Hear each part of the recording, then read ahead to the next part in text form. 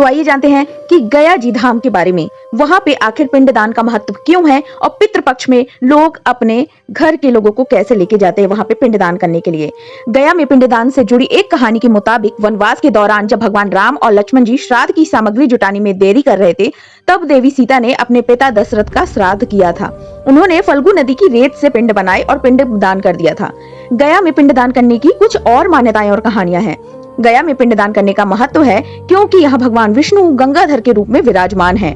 गयासुर के विशुद्ध शरीर में ब्रह्मा, जनार्दन, शिव और प्रतिमा में निवास करते हैं। गयासुर नाम का एक असुर था जिसने ब्रह्मा जी से वरदान मांगा था कि उसका शरीर पवित्र हो जाए और लोग उसके दर्शन मात्र से ही पाप मुक्त हो जाएं। भगवान विष्णु ने गदा से गयासुर का वध कर दिया था। कहा जाता है कि गया में स्थित विष्णुपद मंदिर में वह पत्थर आज भी मौजूद है। गयासुर के कहने पर देवताओं ने उसे लेटने को कहा और जब वह लेटा तो उसका शरीर 5 कोस में फैल गया। यज्ञ संपन्न होने के बाद यह 5 कोस का क्षेत्र गया बन गया। गया में पिंडदान करने के लिए फल्गु नदी के तट पर बालू का भी पिंडदान किया जाता है। यह चावल के पिंडदान के बराबर ही मान्य होता है। कहा है कि गया धाम में पिंडदान करने की पौराणिक कथा गया धाम का नाम एक असुर गयासुर के नाम पर रखा गया है। कथा के अनुसार गयासुर ने भगवान विष्णु से वरदान की प्राप्ति के लिए कठोर तप किया था, जिसके बाद भगवान विष्णु ने गयासुर से को वरदान दिया कि वह श्री हरि स्वयं ही उसके शरीर में वास करेंगे। और ये चीज का वरदान पाके गया बहुत ही प्रसन्न हुआ और वो चाहता भी था कि उसे शुद्ध माना जाए। माना जाता है कि यहाँ पर सीता माता ने जब पिंडदान किया तो राम जी ने साक्षी मानकर सबसे वहाँ पे पूछवाया कि आपने पिंडदान किया है, लेकिन 5 साक्षी ने झूठ बोल दिया।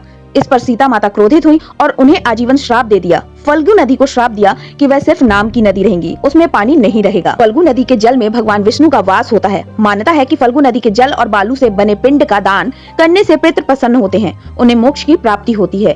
गया की इसी महत्ता के कारण लाखों लोग हर साल यहाँ पर अपने पूर्वजों का पिंडदान करने के लिए यहाँ पर आते हैं। शास्त्रानुसार गया में श्राद्ध करने के उपरांत भी अपने पितरों के निमित्त तर्पण व ब्राह्मण भोजन बंद नहीं करना चाहिए, केवल उनके निमित्त धूप छोड़ना बंद करना चाहिए। गया श्राद्ध के उपरांत ब्रह्माक पाली में श्राद्ध किया जाना चाहिए। गया पिंडदान के लिए क्यों इतना प्रसिद्ध है? मान्यता है कि भगवान राम, सीता और लक्ष्मण गया की धरती पर पधारे थे और यहाँ पिंडदान किया था, तभी से यहाँ पिंडदान करने की महत्ता शुरू हो गई थी। गया जी में पिंडदान करने से पूर्वजों की मोक्ष की प्राप्ति होती है। यहाँ पर देश विदेश से भी अब लोग अपने पूर्वज की मोक्ष की कामना के लिए पिंडदान करने आते हैं।